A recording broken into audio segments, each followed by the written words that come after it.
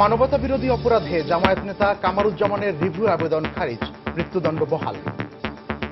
Jail গেটে নিরাপত্তা জোরদার, সারা দেশে সতর্ক অবস্থায় বিজিবি।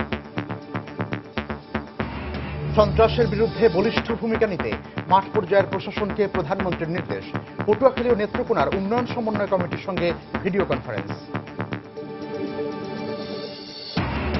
রাজধানীতে পুলিশের উপস্থিতিতে ইতালি প্রবাসী এক ব্যক্তিকে 3 তলা থেকে ফেলে হত্যার অভিযোগ। রাজশাহীতে পারিবারিক কলহের জেরে ভাই বোন খুন, ছোট ভাই আটক। কালবৈশাখী ঝড়ে লণ্ডভণ্ড বগুড়ার 12 উপজেলার ক্ষতিগ্রস্ত পরিবারগুলো এখনো খোলা আকাশের নিচে, নেই খাবার পানীয়, স্বাভাবিক হয়নি বিদ্যুৎ সরবরাহ। এবং রাজধানীর দৃষ্টিনন্দন বিলবোর্ডগুলো এখন নগরবাসীর কাছে আতঙ্ক।